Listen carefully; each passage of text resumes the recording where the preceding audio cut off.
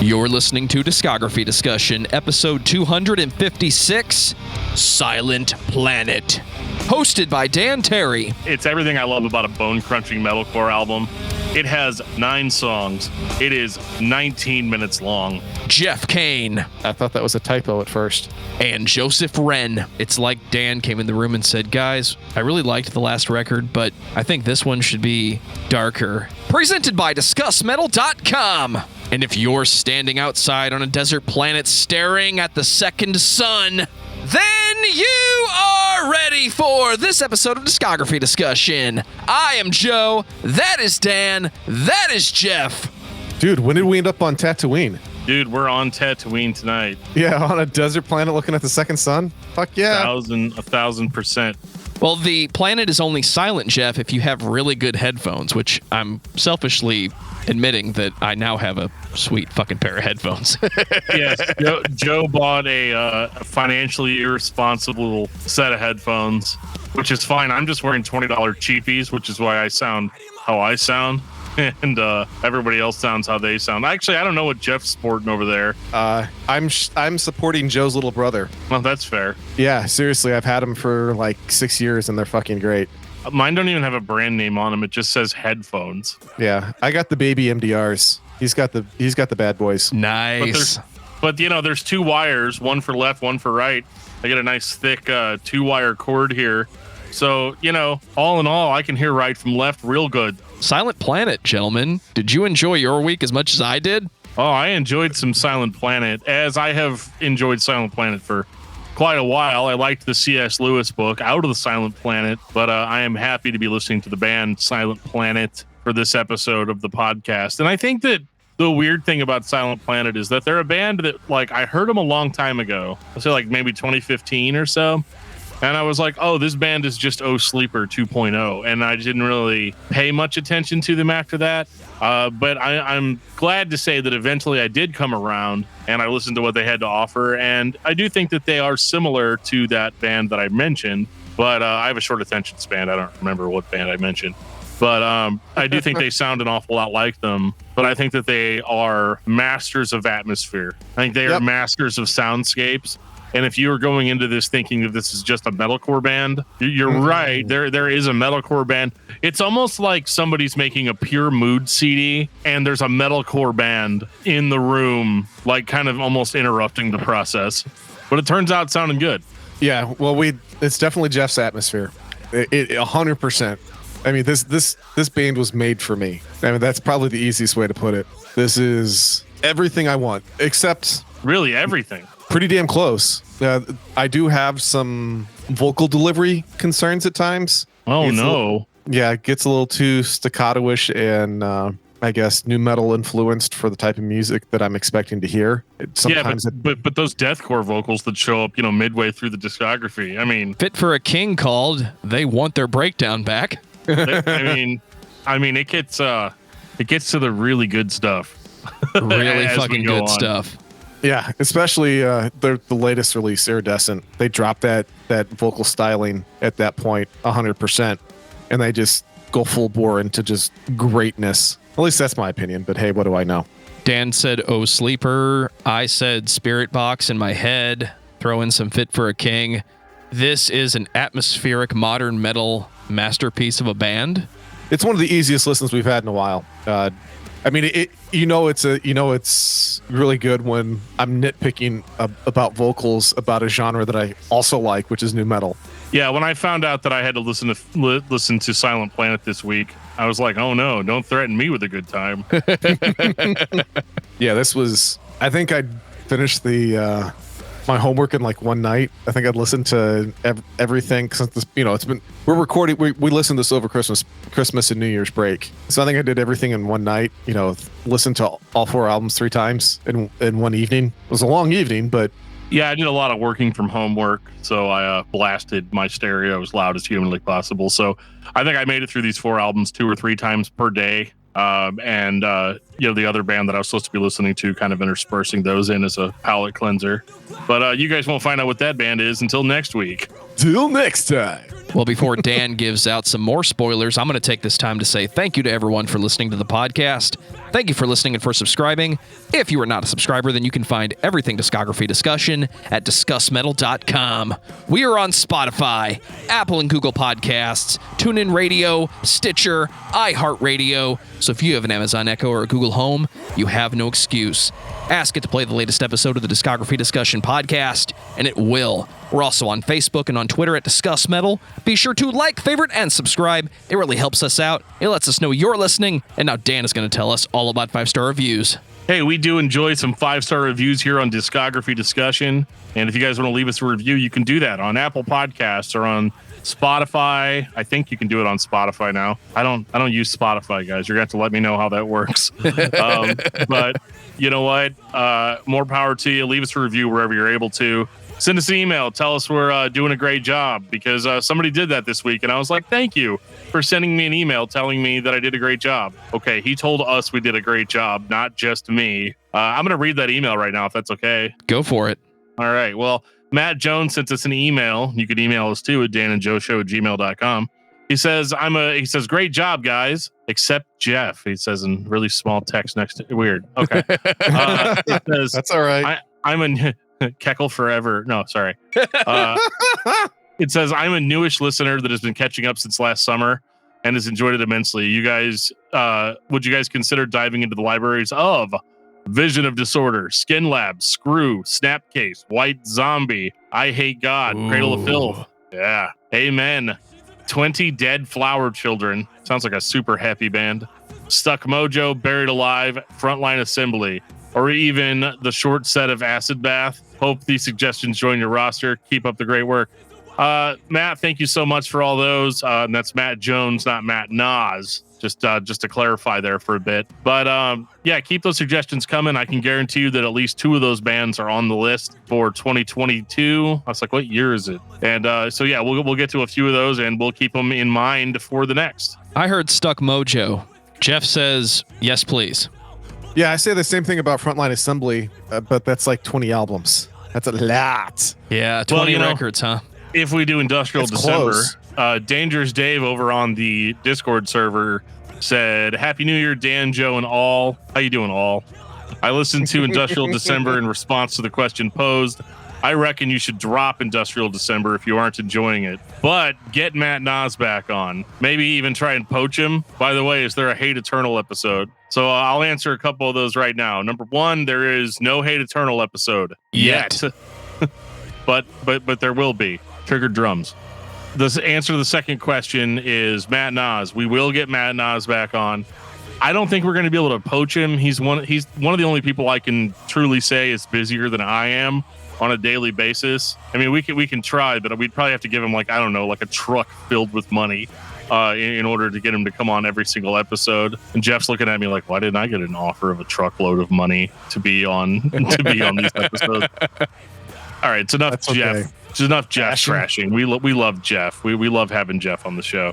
You know what else we love on the show? We love sponsorship. If you guys want to sponsor an episode of the podcast, you can do that. We are open to that. If you own a business or if you are in a band and you want us to shout out your band, get people to check out those mad socials.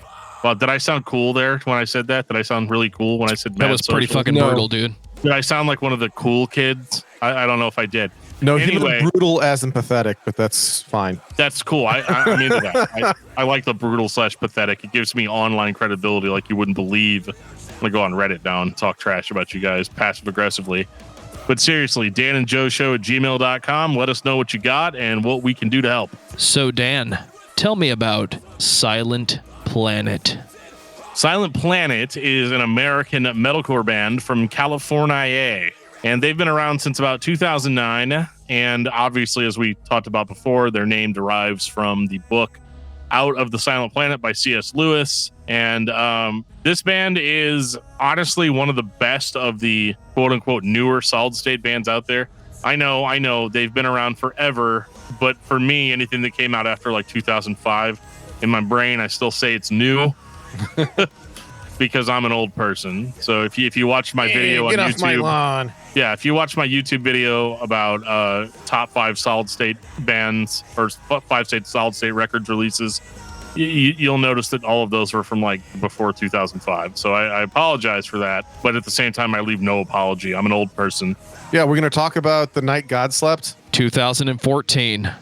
The night that Jesus was night. Yeah, man. This record absolutely blows me away. Even listening to it now, I'm gonna get it out of the way now. I got it out of the way earlier, but I'm gonna get it out of the way again. This band sounds like Oh Sleeper a lot. in their. And I say it. I don't want it to sound dismissive. It's just obvious that these guys dig them some Oh Sleeper, and wanted to make a band that kind of gave off a similar vibe. And I would say they sound the most like Oh Sleeper, really just vocally, more so than musically. But yeah, so you've got that kind of yell scream delivery mixed in with some very kind of ethereal, clean vocals, and the band will go from like raging metalcore to these like slowed down sort of chill out sort of moments, and then slowly kind of build back up in intensity.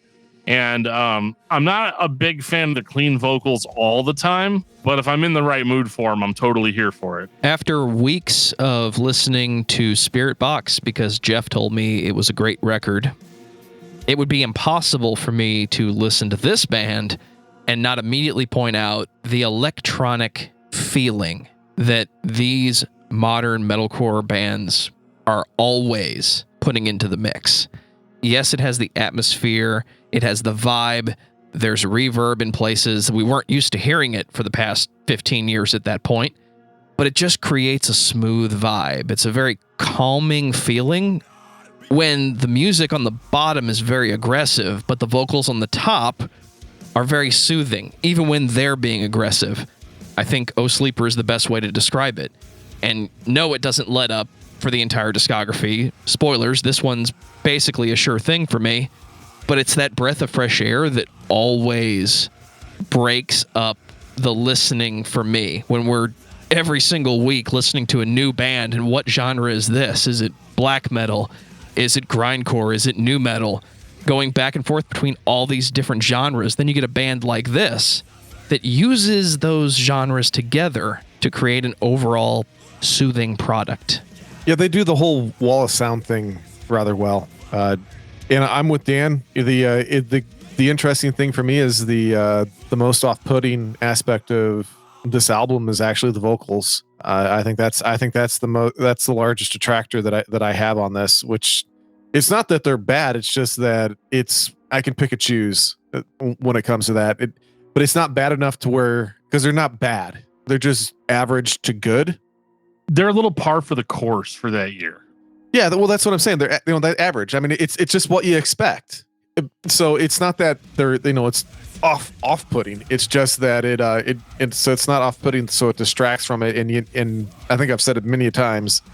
If your vocals are just so out in left field and so distracting, for me it detracts. It's very hard for me to follow what everything else is going on.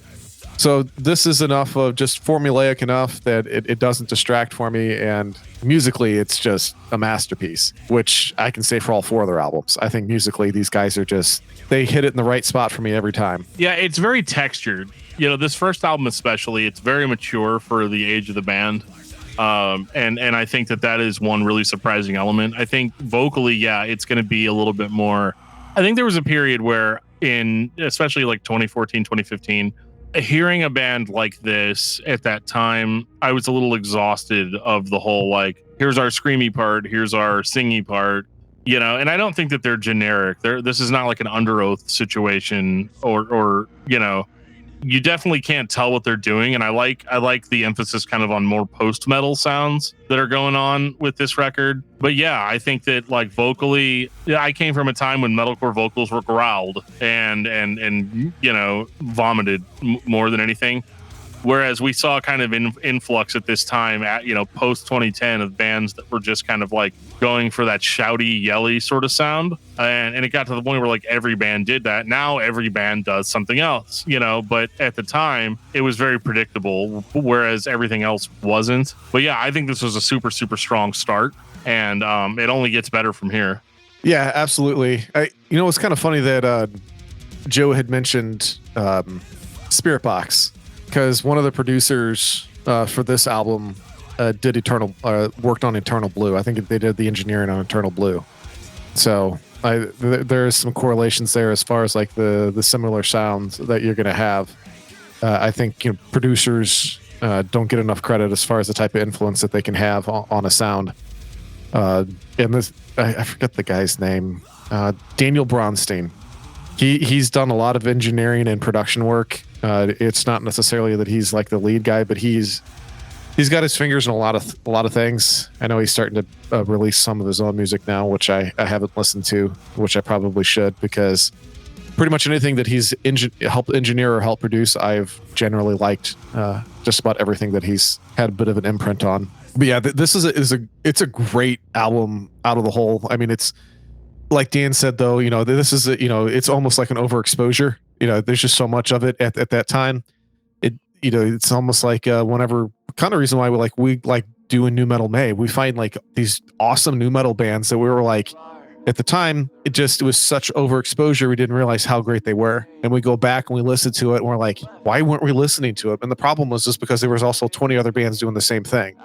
And that's kind of how the first album is for me, at least. The Night That God Slept is a great album.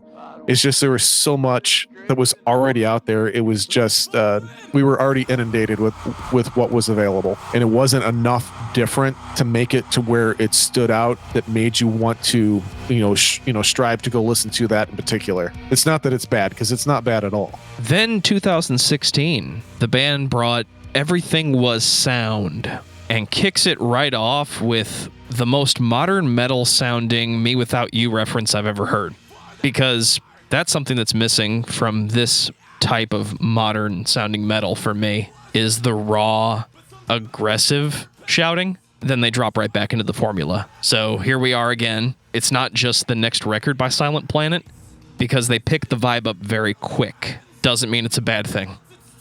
So this one I noticed right off the bat was a lot more post-metal influenced than the previous. Obviously these guys now are listening to stuff like ISIS or Cult of Luna, or maybe not. Maybe bands that were influenced by those bands, or even stuff like Rosetta to a lesser degree.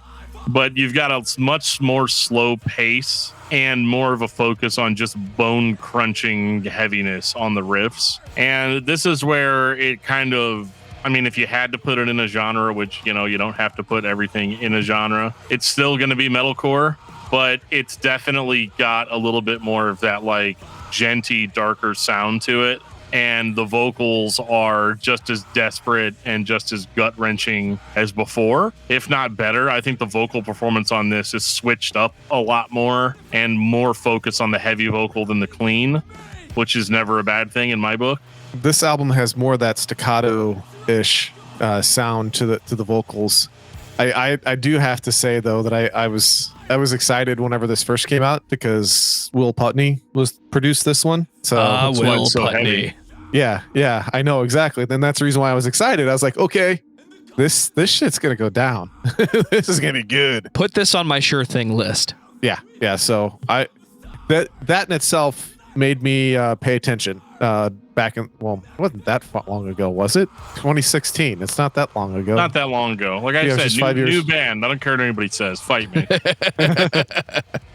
The one thing that I have to say is I don't know what it is. I like how simple and clean the album cover is on this. I really, really, really, really like it. Just bright pop in color. Yeah. Yeah, it's all white with all the color, and it's just it's fairly simple, and I just I don't know what it is. I like it. It just kind of for a metal album, it stands out. Like, so like when you're going through and you're flipping through and you're going through the metal stuff, this one will pop because everything else is just so, dirgy and dark and dirty and vulgar. And then you got this, it's super clean. That's the kind of stuff that used to like draw my eye back in the day before digital media and digital content was a thing.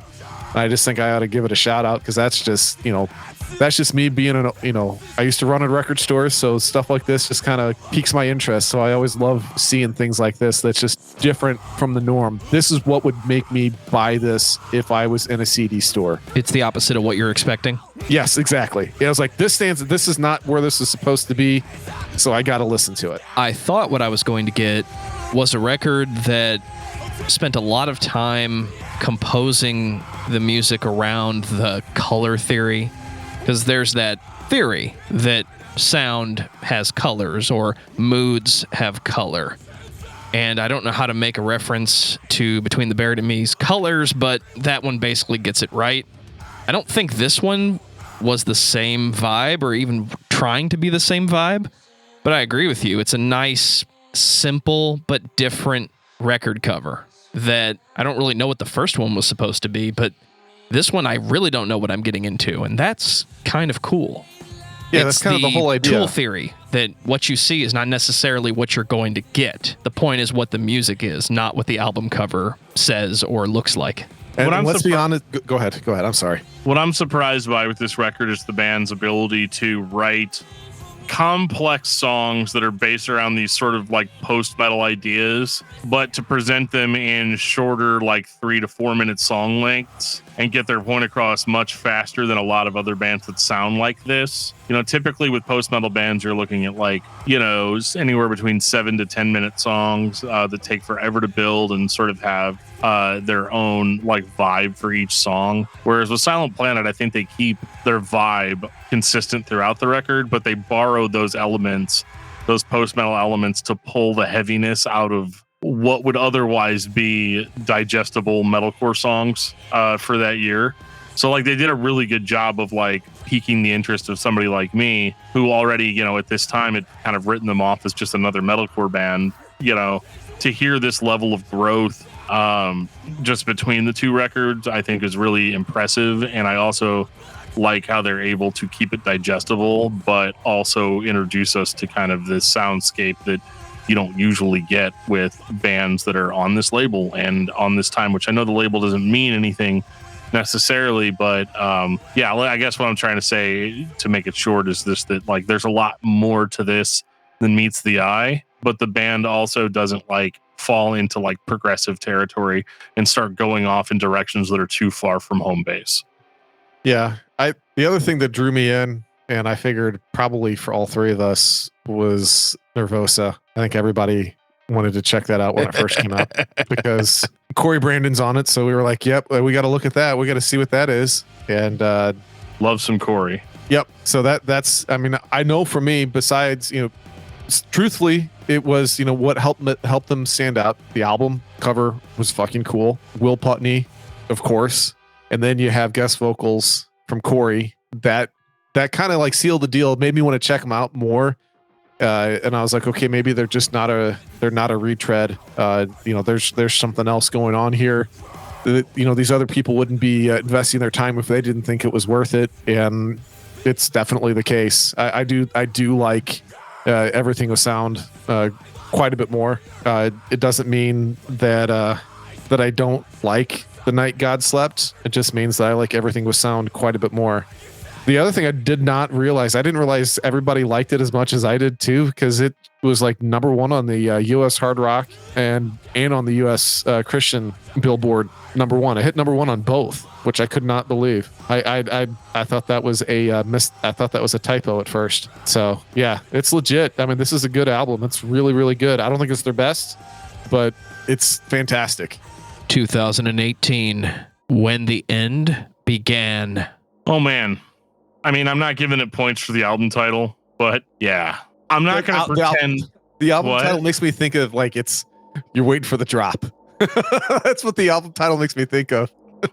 All right, boys, here comes the drop. Yep. The other thing that's cool is everything's in Braille. Did you guys know that? Like everything's stylized in Braille. Like I think that's pretty fucking cool. I did not know that. I had no idea. I see that. I guess I didn't spend that much time looking at the album cover.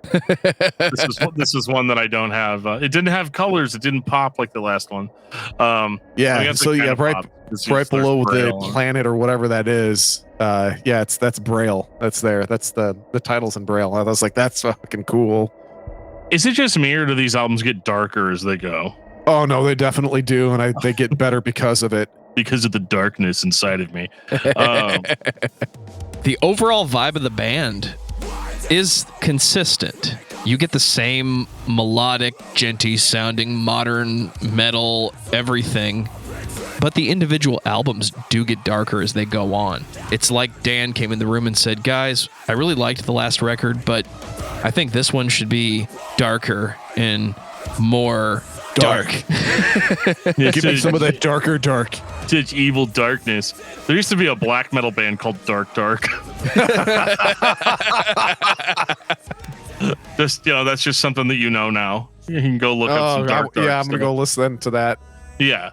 Oh boy, Dark Dark. Okay, so When the End Began is a insanely heavy, genty record. Might be their least atmospheric. I feel like this guy was more bone crunching than anything else, which, I'm not going to complain about. This is the point in the discography where I thought we had another Fit for a King. Well, where it's just a sure thing the entire way through. No, where it's just backbreaker for the next 45 minutes. Well, I don't know if it's that heavy, but it's not that heavy, but it's definitely Will's got a stamp on it. I mean, there's no question about that. Hi guys, Will Putney here. Would you like your album to be heavy and melodic at the same time? Yes! You're welcome. I gotta shout out the song Lower Empire because it has a vocoder on it, and Soundwave. Vocoder vocals are something that I feel like I need to share with the world anytime I encounter it. And it's actually funny because that song starts off like kind of proggy sounding because it has to in order to have vocoder vocals. If you're gonna do a cynic thing, you have to do a cynic thing, right? Right. It's just the way it goes. No, I love it. And it's funny because when I heard this song, I thought like these guys are gonna go progressive at some point. I'm glad that it hasn't happened yet because I'll probably hate it if they do. But I like again how they take. Wow, dude. Well, I just don't. I don't have time for a 79-minute album. You still haven't gotten over the contortionist going prog rock on you. Yeah. You don't want to lose another baby. Hey, I got a they gotta vinyl grow up sometime. I have a vinyl of Exoplanet I want to sell. You want it? Yeah. Well, we'll talk about that after the show. All right. So, yeah, I mean, I don't want him to go prog. I don't want anybody to go prog. Don't go. You can start. You can start as a prog band, and I can choose to ignore you. But don't put out really great records and then put out a prog record. Just don't do it. But what I like about Silent Planet is that I get all that cool proggy stuff that I like the synthesized vocals and the noodly. I get all that. Love all that stuff, but then I still get my metalcore screams and growls and breakdowns. And let's talk about how the vocals have grown the beard on this record. I think it's fantastic, and I like that this band just keeps it in the pocket the entire time. I talk about Lower Empire being like a proggy song. It's only 3 minutes and 50 seconds because I don't need any more than that to see what you can do. Yeah. I don't need a 20-minute exposition after that of all the possible directions that you could have taken. Yeah, no, I gotcha. I understand what you're saying. The whole aspect that turns most people off the prog is they tend to get a little too far up their own ass, and then you end up with a 17-minute song. Well, if you can do that and you can break it into pieces that are digestible, which is what I think this band has started to become really good at doing. Number one, you can be prog without being prog. Number two, you can make people like Dan happy because then they're still heavy as fuck. And then you also make people like me happy because I want to have all that shit, but I don't necessarily want to sit there for a 17-minute song either, but I'm happy to do so. I just don't want to sit there for an hour and 52-minute album. Yeah, that's fair. Songs from the North. Oh God, yeah, we don't need any of that stuff. Yeah, I mean, they're still one of my favorite bands, but fuck, that was awful. They recovered from that. Yes, they did. Yeah, they did. So. But I totally get what you're saying, and that's what people who dislike prog end up. I think that's the biggest thing is whenever you start just getting so pretentious, you're like, are you fucking kidding me? Just play the fucking song. And that's exactly what Silent Planet does on When the End Began. I mean, it's just like there's no messing around. You can be proggy and not mess around, and that's exactly what they've done on this. And they've really are kicking ass and taking names, and it's sounding good while doing it. And that's a fantastic combination. And I think they're really starting to get into their stride. This is still not my favorite album of theirs. I have a feeling that's coming very soon, Geoff. In Jeff's fact, like, give me F-bombs or give me Dev. 2021, Iridescent. This was gold for me.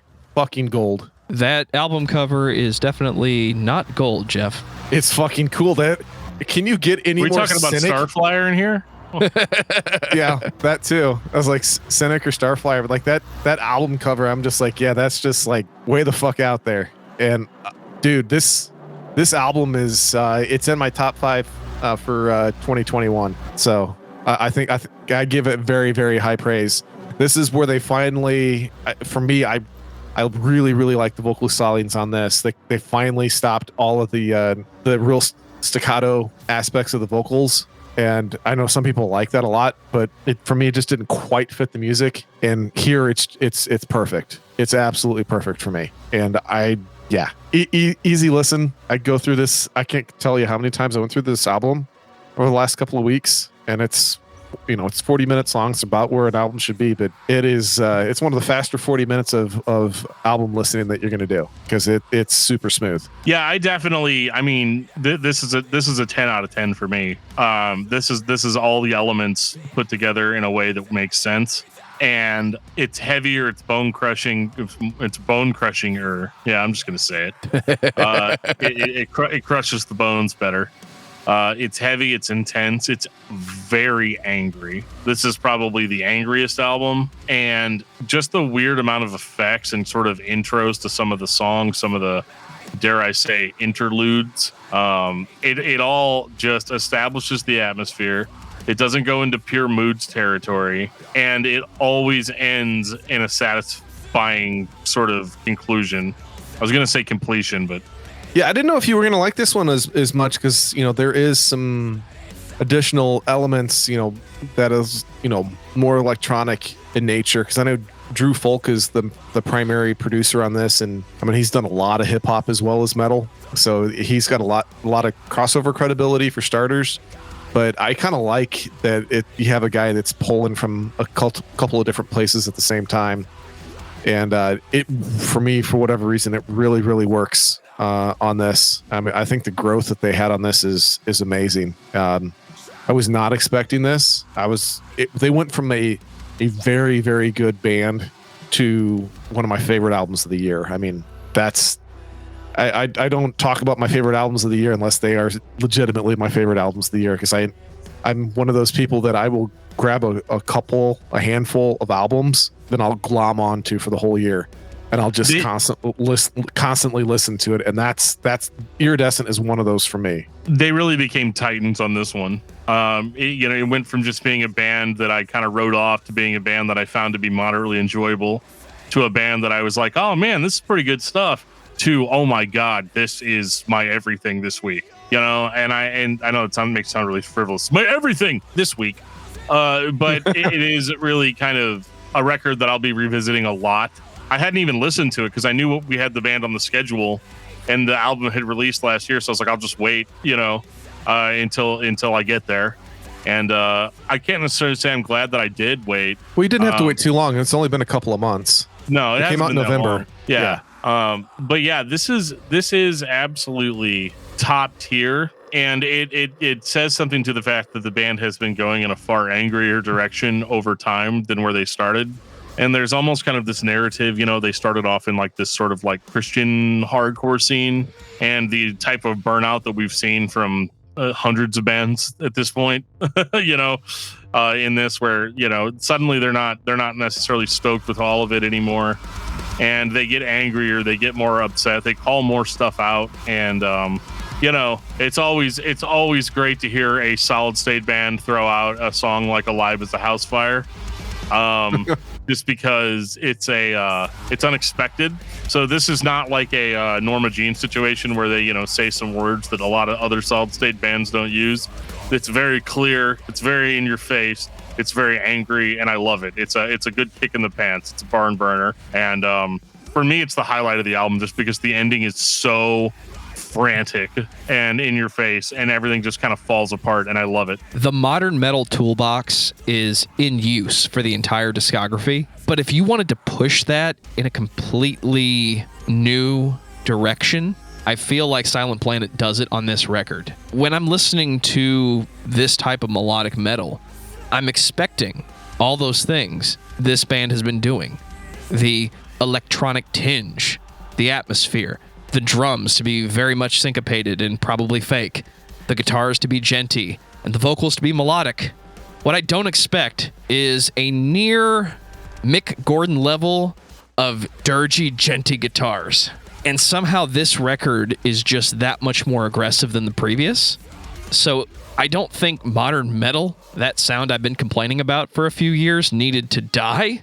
I think someone just needed to improve or take it to the next level. And the next level is not layers and layers of melodic vocals. It's what Silent Planet has been doing. I don't know how to follow that. I mean, that's good. Damn, I was like, there's your, what's your final thoughts, Joe? Final Jesus. thoughts this, Geoff. Final thoughts on Silent Planet. Dan. Man, Silent Planet is just awesome. I know this sounds like one of those, like, these guys are talking about sponsorships. Did they get paid? No, nobody paid us to say good things about Silent Planet. I like the band. And I actually feel bad that I spent a lot of time not listening to them because I expected them to be a specific thing. And I feel like almost the entire point of the band is to not be a specific thing. And they've crafted really good, passionate, honest music that isn't really pretentious. It has the potential to be, but it's not pretentious yet. It just seems honest and heartfelt, but with a layer of finesse and technical elegance that you don't get in a lot of bands that these guys are lumped in with. Geoff, what about you? Yeah, I think that's it's a nice discovery as they kind of went from the middle of the pack. It's kind of like a sports team. They have like a stretch run, and you're like, are they going to make it or not? To the playoffs, and that's kind of how I feel like, because by the time that the fourth album comes out, it's just like these guys are perennial contenders. I mean, they're legit. They're just not another run-of-the-mill band. I mean, Iridescent is, if it's, I don't know, how can you build off of that? I mean, I think it's such a great album. Well, we'll find out in 1 to 2 years. Yeah. But that's the great thing. That is as well, like you were mentioning that, Dan, is they're pretty consistent. They're not keeping us guessing. There's no 10-year hiatus, and I like what they're doing. I like the fact that they were able to, as Dan has said, you have your entire life to make your first album. Let's see what you can do. Your moxie is built off of what you can do after that, and these guys have improved tremendously over a 4-album span. They're just a great listen, especially Iridescent. I just can't say enough about how much I love that album. Do you want a sure thing? May I present Silent Planet? You're welcome. What started off as another Geoff band became one of the most interesting, enjoyable listens I've done for this podcast. 4 records with that modern metal tinge that actually get better and develop as they move forward. If Iridescent is the payoff for The Night God Slept, I want to know what they're going to do next, because they have taken a style that has become very generic sounding and kept it interesting for the past 7 years. Listen to Silent Planet. Dan, what's your album of the week? My album of the week, in my never-ending search for just depraved, angry metalcore, I've been listening to the album Shrine of Consciousness by the band Serration. Imagine if like Zao was evil. That's what this band sounds like. Absolutely bone-crushing metalcore. It's got my attention. Yeah, it's everything I love about a bone-crunching metalcore album. It has 9 songs. It is 19 minutes long, and it has fuck, dude. Yeah, and interspersed between the heaviness are like Fallout style, like old school, like Fallout, BioShock, like Art Deco sort of songs playing in the background. Oh, I thought There's you were probably going an to say actual Fallout word Boy. for that. No, there's actually like a word for that, but It's not an I don't arms know. race, is it? I don't know what it is. So I think Dan completely ignored me. music that's on Fallout. Geoff, what about you? Well, I guess it shouldn't come as a shock. If I can't, decided not to do Silent Planet, so I went on a Silent Planet-esque tangent and I went back to 2020's. It is The Way It Ends by Currents. I love that album. Very too. good record. Yeah. Yeah, I love that album. So it just kind of like stoked the fire, and I was like, oh, I'm going to listen to everything that's like this. So yeah, I went back to The Way It Ends. By the way, one thing I didn't know that Currents did, and because I knew like Atreyu used to do this stuff all the time, and so does Protest the Hero, is they put out all the instrumental versions cool. of their albums. So I was like, yeah, that's interesting, especially somebody who likes to sing along with shit. I mean, it's a lot of fun being able to do that without the lead vocals. So yeah, that was fun. For me, it's Unto Others, Strength. Dan knows exactly what I'm talking about because we are getting ready for the next round of Patreon reviews. $1 a month gets you into that exclusive album review feed. For only $1, you get to hear what we think about Unto Others and their new album, Strength. Spoilers, it's fucking great. Take us out, DFT. If you guys enjoy listening to this podcast and you would like to reach out to us in any way, shape, or form, you can do that in a lot of different ways. You can send us an email at danandjoeshow@gmail.com. You can follow us on Facebook at facebook.com/discography discussion. You can find us on Twitter at discussmetal. You can find us on Instagram at discussmetal. Or you can join our Discord server. We have a Discord server link in our show notes. Check it out. There's lots of cool people on there that want to talk to you. Or maybe they don't. It's impossible to tell. Show up anyway to find out. We have cake. It's virtual cake. Don't show up and actually ask me for the cake, because I'm not going to have any cake for you unless you live like really close to me. Oh, I thought it was going to be Dan covering cake. That would be a lot of fun. We could do some cake songs. Joe will get out the horn. We'll make it happen. But yeah, guys, keep on reaching out to us. Let us know what bands you want to hear us talk about. And like I said, if you have a business or a band that you want us to shout out or something, hit us up, danandjoeshow@gmail.com, and we would be happy to see how we can help you guys out. And if you'd like to support us financially on Patreon, you can do that as well. Patreon.com/discussmetal. We have all kinds of cool content in there, and we're actually going to add some new cool content that I haven't even told these guys about yet, but it's going to be sweet. We're going to talk about it when we're done recording, so we'll have more on that later. And on that note, this has been episode 256 of Discography Discussion. Thank you for listening. You can like us on Facebook and follow us on Twitter at discussmetal. Subscribe to our podcast everywhere you listen to podcasts, including Google Play, Apple Podcasts, and Stitcher. Visit discussmetal.com for all things discography discussion. And please send questions and comments to danandjoeshow@gmail.com. If you're not a patron, you can become one at patreon.com/discussmetal. We have some sweet perks. Give me your money.